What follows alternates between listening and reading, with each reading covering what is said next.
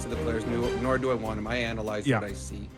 I think Knobloch's a fantastic coach. He took this group back to back to the Stanley Cup Finals, and they are really 3 wins away from 2 Stanley Cup championships.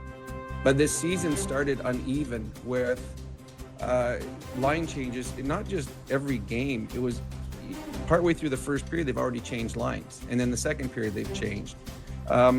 We have at the beginning of our show on Ched, we go through the lineup, and I always giggle. I'm like, it doesn't matter. These lines aren't staying together.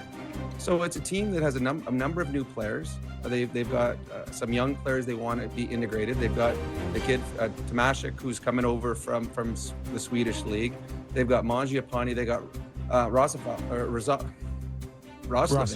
I always struggle with that. Roslovic. So they have all these new players, but they're not getting chemistry because shift to shift, they're changing lines.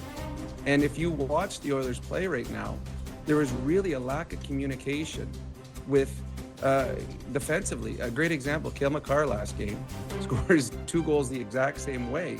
He is the best defenseman in the world, and no one's close. And back-to-back goals within minutes, he's left wide open.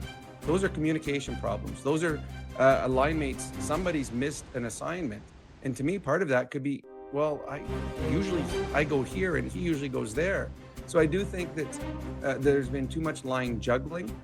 I think that they have overplayed their superstars, and that's an easy problem or that's an easy fix when you're the coaching staff. You look down, 97-29, give us our best chance. We're going to keep putting them out there, but then you're taking away what other players' roles are. There's no identity. There's no identity on the third line or fourth line. With Connor and Leon penalty killing, I mean, you know what it's like, Nick. If you are a fourth line guy that's penalty killing, that is your identity. You will block the puck with your face because you know that's the only way I'm going to stay in the league. That's the only way I'm going to get extra ice time. So you've taken that away from them, and the accountability is the big one. There's been a number of veteran players, and Evan Bouchard's had a really, really slow start to the year for what he's capable of doing.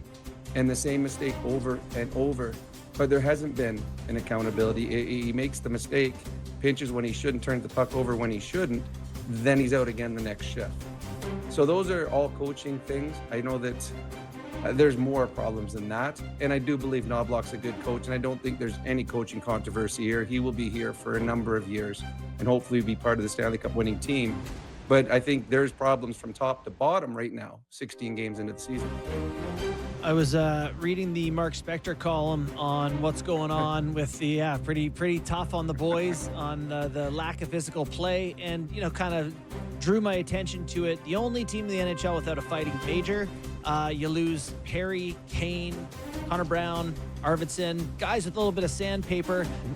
Do they miss that? Is that something that this team now lacks that they didn't last year? I've said for the last number of years, the Oilers have been the bullies of the Western Conference. They were physical, they were nasty, they were mean. Kane led the way. Perry, his gamemanship is second to none in the National Hockey League. Even Connor and Leon, they give more than they get. But this team without Perry, without Arvidsson, without Kane, is a quiet team. Right. And this is a team's gone back-to-back years to the Stanley Cup Finals. I'm sure it's tough to play on a Tuesday in New Jersey. It's tough to have the same emotional investment in the game. That's where we saw in the past where a Corey Perry would go out and start a fight, or he would go out and accidentally on purpose fall on a goalie and just bring a scrum, and all of a sudden there's energy on the bench.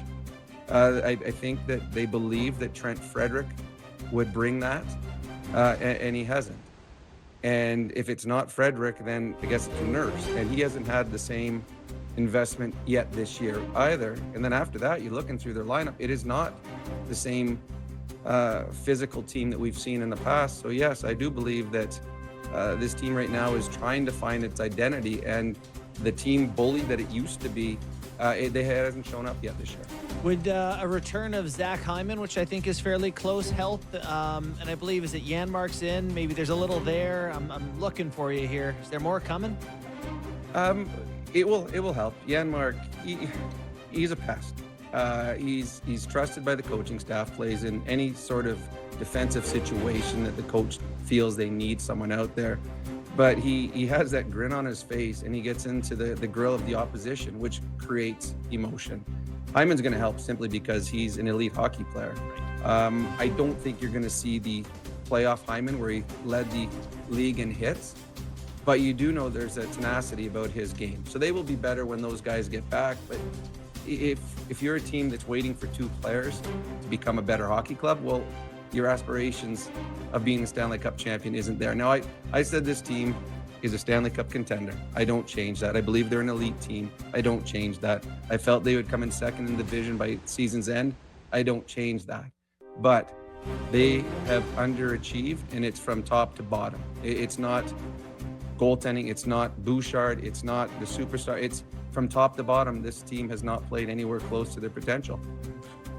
So that means if you're still confident that the Oilers are this team that you think that they are, that includes Stuart Skinner being there at the end. I do. I've said it. I mean, he took them to Game 7 2 years ago, took them to Game 6 last year. Does he have hiccups? Yes. Is he the best goalie in the world? No. Is there goalies out there better than him? Yes. But to find a goaltender, I think he's at $2.5 or $2.6 million. This is a team already up to the cap. Right now, Stuart Skinner and Calvin Pickard are part of the issues for the Oilers. Last game, to start the third period down 6-1, they gave up a 2-on-1 to Nathan McKinnon. He walked from his own blue line all the way down and scored. That's not on your goaltender, that's on your defense. So will Bowman continue to look for an upgrade in net? I would imagine he would, because that's your job. Upgrade on defense, upgrade on forward. I believe that Stuart Skinner will be here at season's end. Will they try to find someone to complement him? Maybe that's the way they go. I have a hard time seeing them going out and making a trade for a goaltender that is a lot better than Skinner, just because they don't have the cash to do it. And money in, you need money out. And I don't know if the team is deep enough to be able to pass money out, giving up a pretty good hockey player to get a goaltender. So I do believe Stuart Skinner will be here at season's end. At the end of the day, teams like this go as good as far as their best players. We spent the first hour talking about Austin Matthews, and he's just not quite the same this year. I did a segment like a week ago on McDavid and how he's at 1,100 points, and he's a great player, and I had an Edmonton media member text me and say, he's actually not been that great this year. His touches are off. Something's not the same. Is there something to that maybe McDavid is not having, I don't know, doesn't quite look like the same guy, or is that just crazy talk? It's funny when you said that, the team's best players. I remember, and I'm sure Nick does too, when your team used to struggle, we're going to make changes, and they would send down a guy from the fourth line to behind him, bring someone to the line. All right, we're going to show you. Like, the guy played 6 minutes. Yeah. Connor McDavid has had flashes of brilliance.